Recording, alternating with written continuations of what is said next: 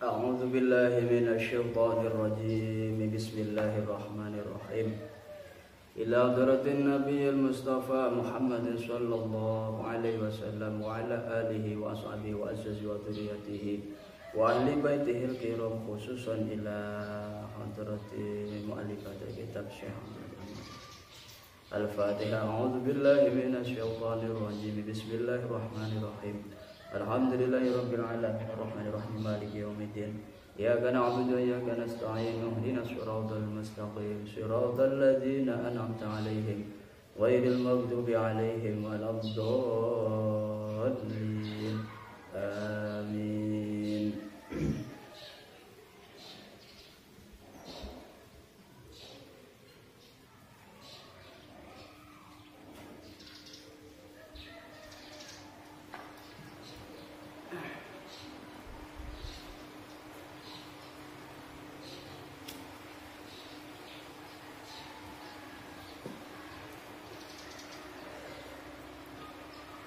Bismillahirrahmanirrahim. Qala al-musannifu rahimahullah wa adaman naf'a wa bi ulumi fi darini rabbi shrah li sadri wa yassir li amri wa hlul 'uqdatam min lisani yafqahu qawli. Babus sholati ay hadza babus sholati. Utawi iki kubab martelake atau nerangake masalah sholat. Ia utawi ya sholat syar'an mungguh syarat aqwalun iku piro-piro ucapan wa af'alun lan piro-piro pigawean maksusatun kang den khususaken muftatahatun tur kang den kawiti utawa den awali bitakbiri kelawan maca takbir muhtatamatun tur kang den pugasi atau diakhiri bitaslimi kelawan salam wasumiyat lan den aran bidalika wasumiyat lan den aran ya sholat bidalika kan mengkon-mengkon aqwalu wa af'alun listimaliya karena ngawangkune aqwal af'al ala sholati ing atase sholat. Lugatan munggu lugat waya utawi ya sholat ad-du'a'u iku doa.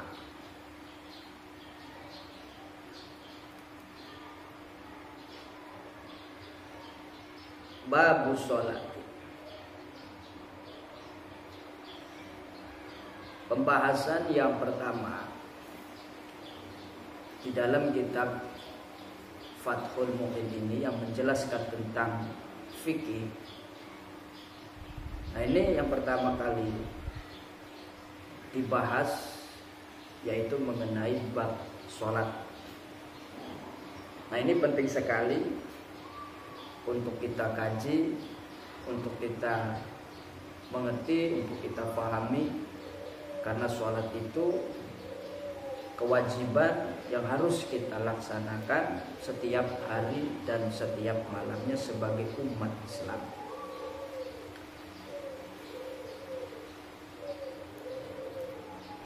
Namun sebelum kita lebih jauh membahas tentang ilmunya sholat, maka penting sekali untuk kita mengerti terlebih dahulu apa sih arti sholat, apa sih definisinya sholat. Karena selama ini tidak sedikit orang itu melaksanakan sholat, mengerjakan sholat, sementara arti sholat itu sendiri tidak mengerti, arti sholat itu sendiri tidak tahu. Nah, ini padahal sholatnya sudah lama mengerjakan sholat, tapi arti sholat itu sendiri tidak tahu. Nah, ini kan lucu. Nah, maka di sini akan membicarakan tentang definisi sholat itu terlebih dahulu sebelum jauh membahas tentang ilmu-ilmunya sholat. Nah, mengenai arti atau definisi sholat, nah itu ada arti sholat atau definisi sholat secara syar'an, ada juga secara lughat. Adapun arti sholat secara syar'an, mungguh Allah dan Rasulnya. Nah, sholat itu artinya adalah beberapa ucapan dan beberapa pekerjaan fisik yang mana ucapan-ucapan, perbuatan-perbuatan itu maksusoh, telah ditentukan oleh agama, yaitu Allah dan Rasulnya. Seperti ucapan membaca suratul Fatihah, membaca tasyahud, itu tasyahud akhir, membaca sholawat, itu yang rukun kaulinya. Yang sunah-sunahnya seperti baca subhana rabbiyal azimi, subhana rabbiyal a'la, dan lain sebagainya. Nah, itu ucapan-ucapan memang sudah ditentukan oleh agama. Dan juga seperti perbuatan. Dan perbuatan itu juga sudah ditentukan, seperti berdiri, ruku, tumaknina, i'tidal, tumaknina, sujud, duduk di antara dua sujud. Nah, itu ucapan-ucapan yang telah ditentukan dan juga perbuatan-perbuatan yang telah ditentukan. Nah, itu diawali. Jadi semuanya itu diawali dengan membaca takbiratul ihram, yaitu Allahu Akbar.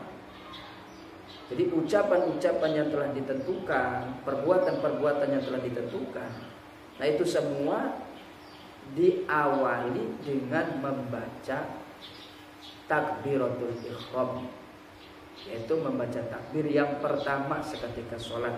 Sighotnya yaitu Allahu Akbar. Kemudian diakhiri dengan membaca salam, yaitu Assalamualaikum warahmatullahi. Nah, itulah yang namanya sholat secara syar'an, mungguh Allah dan Rasulnya. Nah, ini penting sekali. Jadi seketika kita ditanya oleh orang, apa sih artinya sholat? Jawab, kalau sholat menurut syarat Allah dan Rasulnya, yaitu beberapa ucapan, perbuatan, yang mana keduanya itu telah ditentukan, yang diawali dengan membaca takbir, takbiratul ihram, Allahu Akbar, kemudian diakhiri dengan uluk salam, yaitu Assalamualaikum warahmatullahi. Nah, itulah yang namanya sholat. Karena banyak sekali kita itu melaksanakan sholat zuhur, asar, maghrib, isya, subuh, dan sementara kita tidak tahu akan definisi sholat itu sendiri. Nah, sekarang kita alhamdulillah sudah mengerti, sudah memahami, oh ternyata arti sholat itu adalah beberapa ucapan, perbuatan yang telah ditentukan. Kalau ucapan seperti baca suratul Fatihah, tahiyat, akhir, sholawat. Kalau perbuatan seperti berdiri, ruku, sujud, yang diawali dengan salam dan yang diawali dengan takbiratul ihram, diakhiri dengan salam. Wa sumiyat bidzalika listimaliha ala shalah. Lughatan wa hiya ad-du'a. Adapun arti salat, nah itu kalau secara lughat, secara bahasa, nah itu artinya adalah ad-du'a, doa. Jadi kalau arti salat itu secara bahasa, nah itu artinya adalah ad-du'a. Ya, karena di dalam sholat itu sendiri juga mengandung doa. Seperti kita di dalam surat Al-Fatihah, pas ayat ihdinas siratal mustaqim. Nah itu doa. Atau baca Rabbi firli warhamni wajibuni. Nah itu juga doa. Maka di sini dikatakan lughatan wa hiya doa. Salat itu secara bahasa artinya doa. Cuman kalau arti atau definisi itu secara bahasa, nah itu tidak bisa dijadikan penetapan untuk menghukumi sesuatu. Artinya tetap yang digunakan, yang difungsikan, yang kita pakai definisi sholat itu adalah definisi sholat secara syar'an. Jadi sholat itu adalah beberapa ucapan, beberapa perbuatan yang ditentukan, yang diawali dengan baca takbiratul ihram, diakhiri dengan salam. Bukan arti sholat secara bahasa adalah doa. Cuman perlu kita itu mengetahui bahwa kalau sholat itu arti secara bahasa adalah doa. Jadi setiap kita berdoa itu namanya sholat. Nah ini definisi sholat secara lughat atau bahasa, dan ini tidak bisa menjadikan penetapan dan tidak bisa kita fungsikan. Tetap yang kita fungsikan adalah definisi sholat secara syara'. Wal mafrudatul ainiyatu. Wal mafrudatul ainiyatu utawi sholat kang den fardhu akan. Wal mafrudatul ainiyatu utawi pira-pira sholat kang den fardhu akan. Al ainiyatu kang bangsa ainiyah. Khamsun iku 5 fi kulli yaumin wa lailatin ing dalam saban-saban sedina lan sawengi.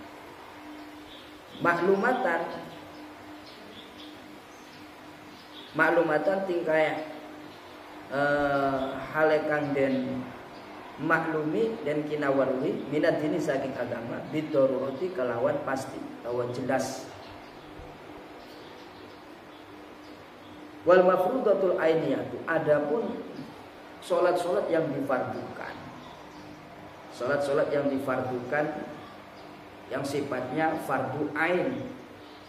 Artinya setiap individu umat Islam, satu persatunya umat Islam, enggak pria, enggak wanita. Nah itu setiap hari dan setiap malamnya adalah 5 waktu. Jadi sholat yang difardukan, yang sifat fardunya adalah fardu ain, artinya satu persatunya umat Islam, itu berkewajiban untuk melaksanakannya sehari semalam itu adalah 5 waktu, yaitu zuhur, asar, maghrib, isya, dan subuh. Nah 5 waktu ini hukumnya fardu ain, satu persatunya umat Islam, enggak laki-lakinya, enggak wanitanya, harus melaksanakan sholat 5 waktu tersebut: zuhur, asar, maghrib, isya, dan subuh. Maklumatan minad dini bid-darurati, dan sholat 5 waktu itu, zuhur, asar, maghrib, isya, dan subuh itu keadaannya sudah jelas. Itu sudah dimaklum, sudah jelas dari agamanya. Qur'annya jelas, hadisnya jelas, yang menjelaskan tentang sholat 5 waktu tersebut. Bahkan sholat 5 waktu itu termasuk daripada rukun Islam yang kedua. Jadi perintah sholat 5 waktu itu keadaannya jelas. Maka dengan demikian fayakfuru jahiduha, maka kufur jahiduha sapa wong kang anas utawa nantang haim al-mafrudatul ainiyah. Jadi jelas kalau misal ada orang yang menantang akan kefarduannya sholat 5 waktu, maka jelas hukumnya kufur. Misal ada orang kan begitu, dia bilang begini, saya tidak percaya sholat 5 waktu itu adalah kewajiban. Dan terus sholat 5 waktu bagi saya tidak wajib. yang wajib bagi saya adalah makan, misalnya gitu. Yang wajib sama saya makan, usaha. Kalau sholat itu tidak wajib bagi saya. Nah, orang yang semacam itu jelas hukumnya kufur. Kenapa demikian? Karena perintah sholat 5 waktu itu jelas, Al-Qur'annya jelas, hadisnya jelas, dan juga sholat 5 waktu itu termasuk rukun Islam yang kedua. Yang sehingga kapan ada orang yang tidak percaya, ingkar, menantang akan kewajiban sholat 5 waktu tersebut, jelas hukumnya kufur. Na'udzubillah. Walam tajtami hadhil khamsu. Walam tajtami lan orang nerima kumpul hadhil khamsu. Opo ikilah 5 waktu. Li ghairi nabiyina kadwe liyane nabi kita Muhammadin, nyatane Kanjeng Nabi Muhammad sallallahu alaihi wasallam. Mengenai sholat 5 waktu. Nah, itu termasuk sebuah kekhususiatan untuk Nabi kita Muhammad sallallahu alaihi wasallam beserta umatnya. Artinya begini, sholat 5 waktu itu dikhususkan, diperuntukkan hanya untuk Nabi kita Muhammad sallallahu alaihi wasallam beserta umatnya. Tidak seperti nabi-nabi yang lain. Nabi-nabi yang lain itu sholatnya tidak seperti Nabi kita, tidak 5 waktu. Ada hanya sholatnya sholat subuh saja Nabi itu. Ada lagi sholatnya sholat dohor saja. Ada lagi sholatnya itu sholat asar saja. Ada lagi sholatnya itu maghrib saja. Ada lagi yang isya saja. Itu nabi-nabi yang lain. Tapi untuk Nabi kita semua sholat 5 itu kumpul. Nah, ini sebuah keistimewaan, kekhususiatan untuk Nabi kita Muhammad SAW beserta kita sebagai umatnya, bahwa kita diwajibkan untuk beribadah sehari semalam itu 5 waktu. Zuhur, asar, maghrib, isya, dan subuh. Beda dengan nabi-nabi yang lain. Kalau nabi-nabi yang lain ya tadi itu ada yang sebatas sholatnya itu sholat subuh saja, zuhur tidak, asar tidak, maghrib tidak, isya tidak. Ada yang zuhur saja sehingga asar tidak, maghrib tidak, isya tidak, subuh tidak. Ada yang maghrib saja. Nah, beda dengan Nabi kita. Kalau Nabi kita semuanya zuhur, asar, maghrib, isya, dan subuh. Nah, inilah keistimewaan, kekhususiatan yang Allah berikan untuk Nabi kita beserta para umatnya. Wa furidat lailatul isra ba'da nubuwati wa furidat lan den fardu akan. Wa furidat lan den fardu akan ya al-mafrudat lailatul isra ing dalam wangine isra ba'da nubuwati dalam sawise den angkat dadi nabi bi asri sinina kalawan ulis 10 tahun wasalasati asyhurin lan 3 bulan lailata sab'in ing dalam wangine 7 wa isrina lan 20 min Rajab saking bulan Rajab. Nah, ini menjelaskan tentang sejarah diwajibkannya atau difardukannya sholat 5 waktu. Jadi sholat 5 waktu itu kapan sih mulai diwajibkannya, mulai difardukannya? Nah, di sini dijelaskan wa furidat lailatul isra ba'da nubuwah. Jadi sejarah pertama kali diwajibkannya sholat 5 waktu itu yaitu seketika Kanjeng Nabi Muhammad SAW diisrokan, diisra mi'rajkan oleh Allah Subhanahu wa taala. Setelah Kanjeng Nabi itu diangkat menjadi nabi, mendapat 10 tahun 3 bulan. Kanjeng Nabi mendapat setelah menjadi seorang nabi mendapat 10 tahun 3 bulan, tepatnya pada malam tanggal 27 bulan Rajab. Nah, maka pada waktu itu malam tanggal 27 bulan Rajab Kanjeng Nabi diangkat menjadi itu sudah mencapai 10 tahun 3 bulan. Nah, itu Kanjeng Nabi di-Isra dan Mi'rajkan oleh Allah Subhanahu wa taala. Maka pada malam Isra Mi'raj itulah Kanjeng Nabi diwajibkan untuk melaksanakan sholat 5 waktu. Walam tajib subhu yaumitil kalailati li adamil ilmi bi kaifiyatiha. Lan ora wajib subhu yaumitil kalaila apa subuh mengkon-mengkonon wengi li adamil ilmi karena orang ono ngerti bi kaifiyatiha kelawan tata carane salat subuh. Seketika Kanjeng Nabi itu pulang dari Isra wal Mi'raj pagi hari, maka pada pagi hari malam itu Kanjeng Nabi itu belum diwajibkan melaksanakan sholat subuh. Jadi pada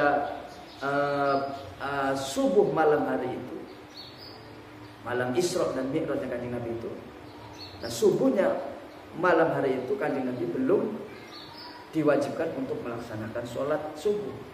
Alasannya li adamil ilmi, karena Kanjeng Nabi belum mengerti akan prakteknya sholat subuh. Maka kemudian Allah mengutus malaikat Jibril untuk memberikan tata cara atau praktek mengenai sholat 5 waktu. Maka pertama kali sholat yang dilaksanakan oleh Nabi kita Muhammad SAW adalah sholat zuhur. Adapun kalau sholat subuh itu belum diwajibkan pada pagi malam hari itu atau subuh malam hari itu, karena ya belum tahu tata caranya sholat. Maka setelah Allah mengutus malaikat Jibril untuk memberi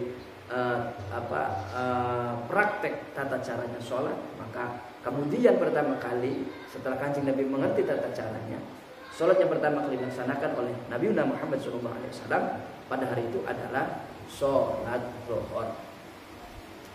Nah, jadi mungkin itu saja dulu kajian fikih kita mengenai definisi sholat secara syar'an, secara lughat, dan juga mengenai sejarah diwajibkannya sholat 5 waktu. Nah, mungkin ini mudah-mudahan menjadi kajian yang ada barokah dan manfaatnya untuk kita semua. Amin amin ya rabbal alamin. Wallahu a'lam bishawab. Al-Fatihah. Bismillahirrahmanirrahim.